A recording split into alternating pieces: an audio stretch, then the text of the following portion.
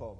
It's another Sunday evening and a time to be on your TV screen again as I bring to you the program Politics on Sunday. I am Femi Akonde. Well, now the road to the 2027 general election may still seem a bit long, but the journey has already started. However, the politics is becoming soaked in anxiety. Politicians are talking about alliances, mergers and collaboration. Even in the National Assembly, lawmakers are reviewing their political affiliations. Some are already taking the decision to dump their political party for another. Well, just recently, eyebrows were raised when the former governor of Kaduna State, El-Rufai, alongside some prominent politicians, held a meeting at the headquarters of the Social Democratic Party here in Abuja. According to the SDP, this meeting was to look for a unified platform for the 2027 presidential contest. Prior to that day, El-Rufai had to categorically deny rumors that he had joined the PDP. But also, he has not been reported to be actively participating in the affairs of the APC. One thing is clear, however, the build-up to the 2027 election will be intriguing to watch. Some people have even dubbed it the Game of Thrones due to the anticipated intense political maneuvering. While joining me live in the studio is the man in whose office that meeting was convened. Alhaji Shehu Gaban is the national chairman of the Social Democratic Party. Welcome to the program, sir. A great pleasure, Femi. Yeah. Happy New Year. We're still in January. Yes. So happy New Year to you too. Well, you know, when that meeting was reported, some newspaper headlines even captioned it as El-Rufai, Atiku's allies meet SDP leaders behind closed doors. Is that a fact, Atiku's allies? I really don't know. You know, in a political environment, individuals are entitled to their interpretations. So for me, as the chairman of the party, there's nothing like anybody's alliance, but it's a visitation to me and to discuss a lot of national issues, including reviewing 2024. 2027. So those perspectives by individuals, they're entitled to it. So you would say the agenda now was not strategizing ahead of 2027 to unseat President Bola Tinubu at the elections. You know, politically, the very day you won election, if you're a politician, you have to start planning for another election. And the very day you lost the election, you have to start planning to win the election that you have lost.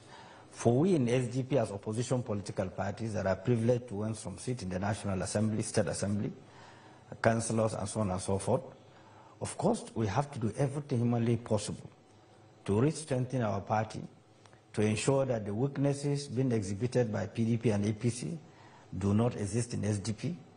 Our responsibility is to create a dynamic environment, very friendly environment, for everybody to come and aspire to whatever position he wants to aspire to. There's nothing personal. I don't have anything personal against the President and Commander-in-Chief, but I have responsibility to pilot the affairs of my party. I have responsibility also to win election, just the way APC is still planning to win the election. So it's a competition, and it's legitimate and it's within the ambit of the law. So why do you think El-Rufai's presence or participation in that meeting is generating so much interest? Why? It's very clear to me now with what is happening that Malam El-Rufai is a threat to certain people. I've never thought it's as strong as this. It's evidently very clear. It's a threat to a lot of who and who, but the way they magnify it, very casual issues, it shows that he's a big threat. And if he's a big threat, and if he's this important, I thought they would have utilized his potentials, his skills, his ability to strengthen the system than to create gaps. And now they are worried about the gaps that they have created. We did not create that gap. SDP wasn't part of that. I wasn't with APC with Malam El-Rufai. In fact, my relationship with him has nothing to do with political interest. It's a relationship that I've been on for a very long time. You will be surprised to know that throughout his tenure as a governor in Kaduna State, I have never visited him. So, but we maintain relationships. Some of us keep relationship instead of political interest. Political interest can always shift, but relationship remain. We value relationship more than political interest. So the way they are taking the issue as if there's some earthquake somehow coming. Why it is coming from, they don't know. The ground is shaking. So from what happened, the analysis, the presence of the red button certainly is a major force they are worried about. But I think Malam Nasir El-Rufai is in a proper position to explain that. I'm not in a position to explain. But, you know, prior to that day, you know, there was also this rumor, even though he came out to counter it, that he had dumped the APC and switched to the People's Democratic Party. He came out to counter it. So that's why when they saw that meeting with you at the SDP secretariat, a lot of people were curious. You know, once you are a threat, speculations are imminent. That speculation of joining PDP is the same system, is the same game, trying to see where they can push him, trying to see if they can get under his skin and things like that. But I also saw his response. There was nothing like that, just the way he have not joined SDP. You know, where we are just talking as friends, reviewing things. But, you know, in politics, these dynamics are very complicated, especially when things are getting bad instead of good. A lot of things are going on. A lot of things are going on. When you say a lot of things are going on, clearly you no longer, because you have also openly endorsed some of the policies of this president, and I also know that Nasir El-Rufai openly campaigned for President Bola Tinubu, but it seems a lot of things have also changed. What has changed? I have said it here severally, and I'm still saying it. My analysis of the President and Commander-in-Chief is that he will perform much, much better, more sophisticated than President Muhammadu Buhari. Our expectation was so high because he has gone through the process. He has gone through the process of opposition.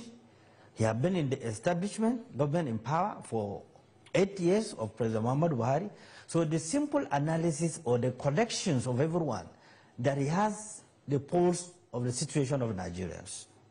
He understands. And during the campaign, when they were campaigning against Jonathan, there is nothing that they have not said, including the subsidy. They call it a fraud. President Muhammadu Buhari said that he was a minister of petroleum. There was nothing like subsidy. But that fraud, he lived with it for 8 years as a president and commander-in-chief. So you now can imagine when they were hitting Jonathan extremely badly, damaged, abused, with all sorts of language. At the point, the President Jonathan said that if they took him to black market, nobody would buy him. But today they are facing a similar situation, which means something is fundamentally disconnected. Something is not going right. Whether it is the president or lack of crack team that will draw his attention to some of the things that are affecting the sensibility of Nigerians is what I don't know. When you say lack of a crack team, you know, he also said that he has put together a very solid team at the last media chat. And he said that he has all his ministers and members of his cabinet are useful, and, you know, everyone is fit for purpose.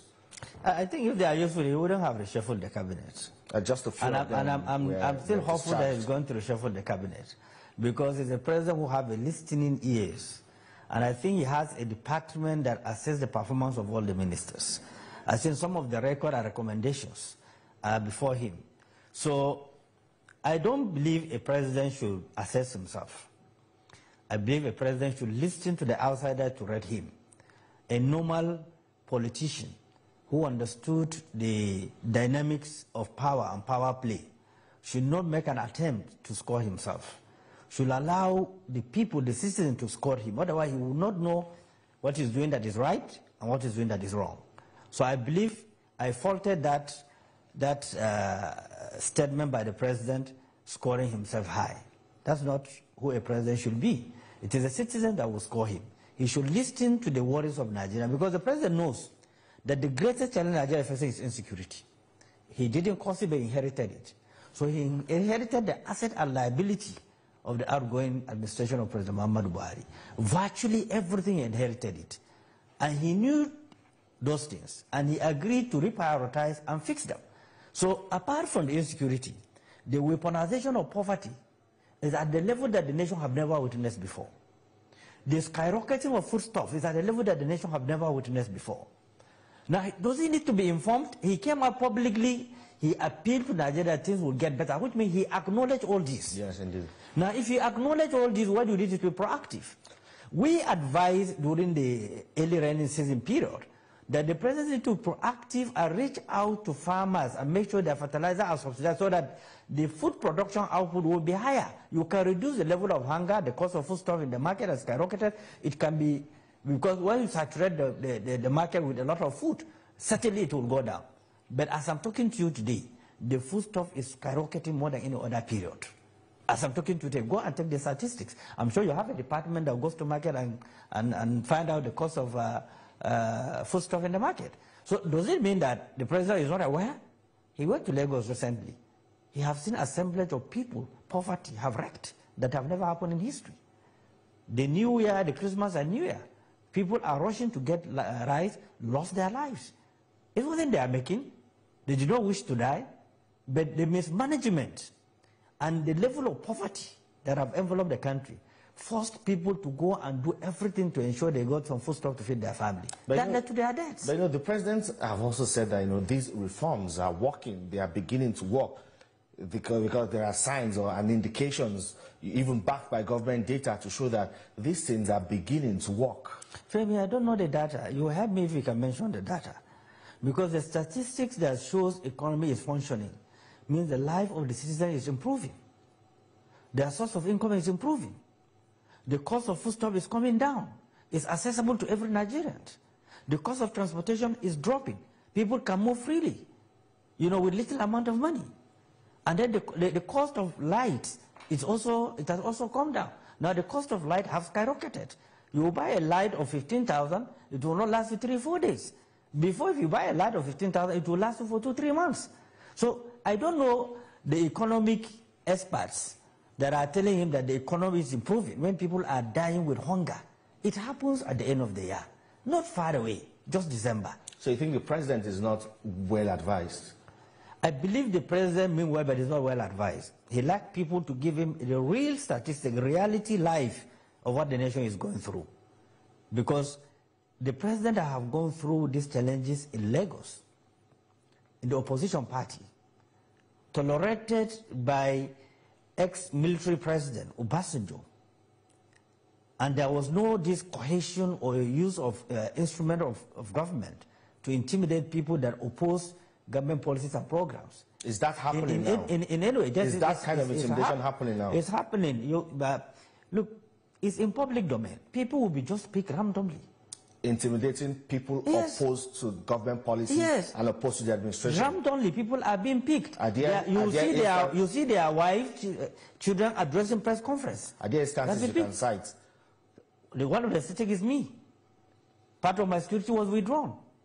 Legitimately, it was given to me by the Inspector General of Police, approved. There is no letter to me up till now that I'm talking to you almost a month ago why it was withdrawn. The speculation was that the IG give an order all mobiles to be withdrawn. But as I'm talking to you, all the people that I know, their mobiles are still with them. They've not been withdrawn. Only my own was withdrawn. So maybe the IG is not aware that such things are happening. Because I saw the IG as a very humble man, very calm and calculative. Now, if such things could be taking place within the police force, someone will take a decision to withdraw a security of a man who is statutorily entitled to it. There's something fundamentally wrong. So you think that's because of your criticism of the current administration? I wish I'm criticizing the current administration. Rather, it is in reverse. What I'm doing is offering free consultancy services to this government by telling them that these are different statistics of what is going on in the country. We were trained to be very polite in our presentation. We are not trying to use vulgar or street language on the government, because it's our own government. If the roof collapses, nobody knows who will be a victim. We don't wish the roof to collapse, and we also advise the government don't pull down the roof. So if I'm President Bola Ahmed Tinubu, I will listen to the opposition voices more than his own people, because that is where he will get the facts. If something is happening in Lagos, I don't expect President Ahmed Tinubu to wait for security report before he will get undiluted intelligence, because I have people in Lagos that he can call within 1 minute, what is going on in Lagos before the security report arrived at his own desk. That is how leadership is all about. You know, because sometimes if you wait for official security report, the damage must have been done. So I expected him as somebody who understood the country, I went around the country, to have his ears on the ground. Contrary to the submissions of some of the surrogates or psychophants who just want to please him and tell him all is well. Yeah. Look, there was a period that I saw when alarm is being raised during President Muhammadu Buhari that the cost of foodstuff is going higher. Life is becoming too expensive, unbearable for citizens. I watched the former chief of staff telling President Muhammadu Buhari at a meeting that is a lie. There is nothing like that. That everybody is okay. There is sufficient food everywhere. So you can imagine, in the contrast. But the statistics suggest clearly we are running into trouble. We are not feeding our population. And when you don't feed the population will turn against the country.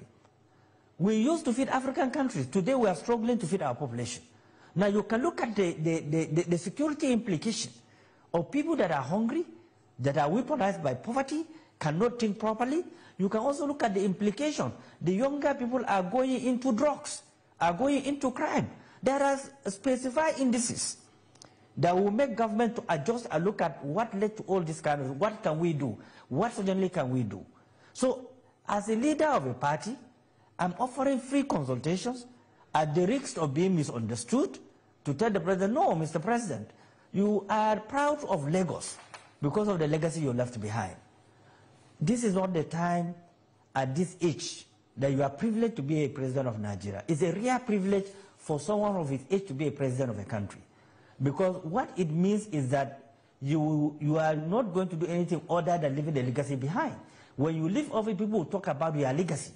Because I'm not sure President Bola Ahmed Tinubu is looking for food. I'm not sure if he's looking for a car to ride. I'm not sure if he's looking for a luxury house to live.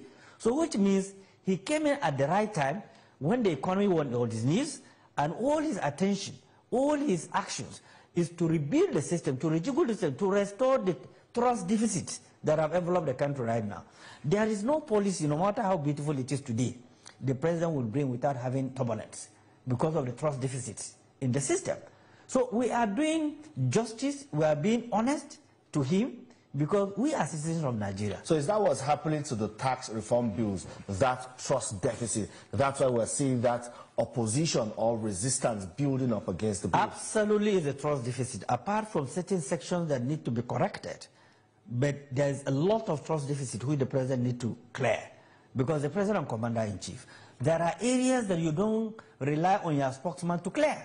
There are areas that you need to clear as the president and commander-in-chief. You can look at constant briefing by presidents of other countries about sensitive issues that's affecting the country. So what I expect the president is to live up to the expectation. You are briefing Nigerians. You are the president. The boss stop at your own desk. When you rely on the second or third layers to clear issues, there will be a lot of problems. And before you discover the problem are massive. Because he was voted into office. They were not voted. He appointed them into office. He had his first media chat on the 23rd of December. Did that help in a way to make Nigerians understand his policies? What that first media chat shows clearly, he knows what is going on. He understands the problem because he accepted things are very bad. But if I was part of a team and I know he was going to talk about the subsidy, I would have advised him the language he will use. I would never have advised to say that I have no regret and no apology. That is too sensitive for the country. Because no perfection anywhere. The president is not perfect. We are not perfect. Perfection have not been created. The president is a human being. He is bound to make mistakes.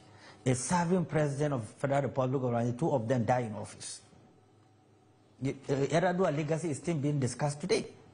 So the president needs to have a paradigm shift, dealing with issues directly as the president commander-in-chief that was elected to do and sworn to do, than to allow people to change the narrative simply because they want to look excellent before the president. So clearly you agree that the president has a grasp of what is going on. He understands the issues, but maybe the lieutenants are not delivering. Certainly from that press conference, in fact, it's something that was admitted generally, that he knew what is going on. Then why is he not correcting it? That's the other side of it. If he can admit he understand all the statistics of what is going on. Now, which means that you need to do something impactful within a short period of time, so that people will not think it's deliberately being done to add pain to their lives. Because the first mistake was that subsidy removal. Certainly you can remove subsidy, but you have to study the consequences of removing subsidy. So when he announced it at the convention, I was at the convention. My thought is that the timing was wrong. Even though President Muhammadu Buhari said either June or something will no longer be funded. Yeah, what I expected the president to do is to keep it. And if there's a need as a president to send a supplementary budget to service that subsidy for another 3-4 months and set up a committee to study the consequences or the percentages of the removal of the subsidy so that the impact would be reduced. Because subsidy administration removed subsidy, but it wasn't as impactful, as painful as the way it was removed. And then the same president said that there will be low-hanging fruits if the subsidy was removed. I don't know if you have seen one. I haven't seen one. No, there were palliatives rolled out. We saw distribution of palliatives, even the CNG buses and all of that. But some people have also said that that is not sufficient. They're not really adequate because it didn't really trickle down to the people who are badly affected by the removal of these subsidies. Thank you, Femi. But I want us to move back to matters of politics now on the road to 2027 presidential election. We know that there are indications that there might be some strong alliances, mergers, or coalitions of political interests ahead of the election. But some people are saying that any attempts to upset the apple cart of power rotation will fall flat on its face, because there is already an arrangement which also your friend Nasir El-Rufai championed at that time ahead of the 2023 general election, that power must shift to the south. But we are beginning to see some agitations, especially from the north, that power should return now to the north, which will upset the apple cart of power rotation. I think you need to know this. Power rotation is a purely internal affairs of a political party. Purely. In the last election, other parties present candidates outside the south. It's a purely internal affairs of a political party. It's not written even in the party's constitution, because the Supreme Court says zoning is discriminatory. Okay? You need to know that. You also need to know, I was one of the first Nigerians, the youngest Nigerian, that challenged zoning in 1999. When it was zoned to the south, I say it's still danger for the country. It will divide the country more than uniting the country. I went to court. Afe Babalola was defending the PDP, and then YC Mekel was our own lawyer, and the court says that zoning is discriminatory. Now, that doesn't mean that the parties cannot sit down and have understanding in the overall interest of the country based on our peculiarities, that we need to do this and do this so that some people will not feel shortchanged. It's very normal. But don't make it to feel as if it's a constitutional provision. It's not. It's an internal affairs of the party. That was the decision of APC. It was the decision of PDP then. It was also our decision when we have case up to the Supreme Court. You remember Jerry Ghana versus Donald Duke. I hope you remember that very clearly. When Jerry Ghana was saying, no, it's the turn of the North. And Donald Duke is not supposed to contest. So these are variables that the democracy have provided. And secondly, I don't think there is anybody who is deliberately undermining president.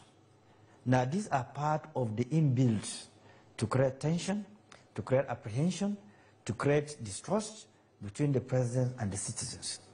Now, if they said the Northerners are ganging up against Tinubu, 62% of the votes were from the North. Did Bola coerce them to vote him? The Northerners came together and voted for him because they have good intention. They see him as somebody who means well for the country. Who is changing the narrative now? And who is the narrative going to suit? Now, you see how the nation is being balkanized by few individuals who have vested interest. Not peace to reign, not understanding to reign, but to keep on balkanizing the country for them to benefit from it. And this is not good for the country. Our generation should be a generation that unites Nigeria. We have nowhere to go. We have everything it takes to rebuild this country. And what I expected President Bola Ahmed Tinubu to do is to build a new wall of collections of Nigerians, irrespective of tribe or religion, so that he can leave a legacy that he has built a new order that people and citizens can key in and ensure that we have unity of purpose, progress, prosperity of the country. There is no justification for him to do a copycat of President Muhammadu Buhari administration by dominating his cabinet with northerners. Does that help him to succeed? The answer is no. Does it help Buhari to fail? The answer is yes. So if it's a copycat, now he's copying what Buhari did or the wrong of Buhari, now he's dominating his cabinet with southerners. What guarantee does he have that will help him to succeed? So you think the cabinet is dominated with southerners? Some people have done. I think I saw a tweet from Sunday Diary, the president's spokesman, giving the data of how balanced the president's appointments have been, and that all claims or insinuations that is dominated by southerners are not true. You need to go back to the statistics. We are all Nigerians. Let me tell you, I've been around the corridor of power for a very long time. I have been at the highest level of presidential campaign. I was the director of contact and mobilization operation of presidential campaign of IBB. I was the deputy director general of Atiku campaign organization. I have served in so many capacities. I know the dynamics of power. Once a president has opened door for sycophants to mislead him, a lot of things will go wrong. Now, 72% of the appointments, ministries, agencies, and parastatals are treated towards one system. Now, I'm telling you also here, that is the mistake President Muhammadu Buhari committed. And that did not help him. Because the northerners suffered in history more than any other period under President Muhammadu Buhari. More than any other period. The northerners were the victims. Now, that sets a kind of conflict between the typical House of Fulanis and the other people from the zone, because they believe Buhari is favoring the north. It's the same permutation going on. The southwest and others are now on the radar, focused, that President Bola is favoring them more than others. That will not help the country to move on. I expect the president to balance every action that he's going to take.